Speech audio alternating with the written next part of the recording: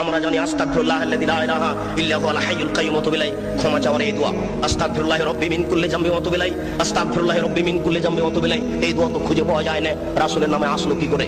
কে জবাব দিবে? ঢাকা শহরের বংশালী হচ্ছে আহলে হাদিসের মূল ভিত্তি। বংশালীর সুযোগ্য জ্ঞানী মানুষই জবাব দিবে। জবাবের জন্য ঢাকা বংশালী দায়ী মূলত, আমি এটাই মনে করি।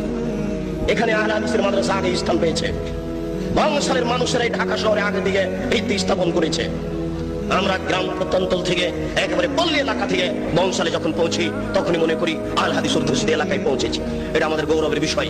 বংশালের বড় বড় সুবিজ্ঞ মানুষ এর জবাব দিবে।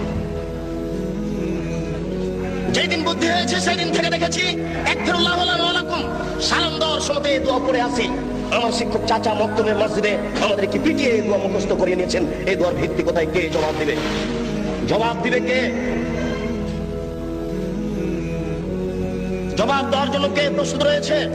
আমি সংক্ষিপ্ত আকারে বলে যাচ্ছি। এদেশের এক শ্রেণীর আলেম ধর্ম বিকৃত করছে। আপনারা এটা বিশ্বাস রাখেন তাহলে আপনারা হক পাওয়ার চেষ্টা করবেন। মাছ দিয়ে ভাত খায় মানুষ, কাঁটা ফেলে খায়। বুদ্ধি আছে, কাঁটা সহ খায় না। অতএব শরীয়ত যেটুকু জানতে চাইবে, যেটুকু জানতে হবে সেটুকু প্রমাণ সহকারে জানতে হবে। আমরা শুনেছি আমাদের মা চাচারা গ্রামে বলতেন যে, এই শোনো, তোমরা মহিষের কুরবানি দিও না, মহিষের গায়ে লোম কম। গরুর কুরবানি দাও, গরুর গায়ে লোম বেশি। কেন? প্রত্যেক লোম পরিমাণ লোম সমান এক নেকি হবে। মিথ্যা কথা, নবীর নামে মিথ্যা কথা ছড়ানো হয়েছে, জাল হাদিস। কে জবাব দিবে? কিয়ামতের মাঠে নেকির পাল্লাই এই কুরবানির গরু, নারী, ভুঁড়ি সবকিছু ওই নেকির পাল্লাই চাপিয়ে দেওয়া হবে। এই হাদিস আমাদেরকে শোনানো হয়েছে।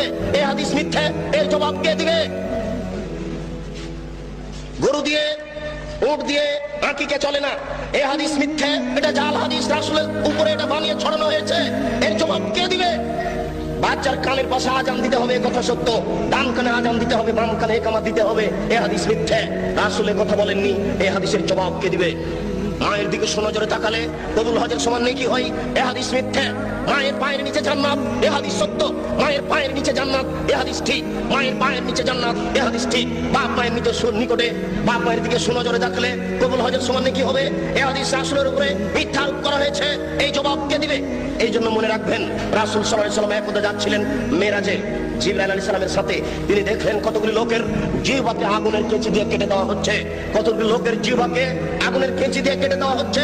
আল্লাহর নবী বললেন, মান হাওলায়ে জিবরাইল, এরা কারা যাদের জিহ্বা কেটে দেওয়া হচ্ছে? জিবরাইল আলাইহিস সালাম বলেন, হাওলায়ে খুতবাইন উম্মতিক, এরা হচ্ছে আপনার উম্মতের বক্তা, যারা বক্তৃতা করে বেড়াতো, তাদের জিহ্বা আগুনের কেঁচি দিয়ে কেটে দেওয়া হচ্ছে। কি বুঝলেন? কি বুঝলেন আর আমি কি বুঝালাম?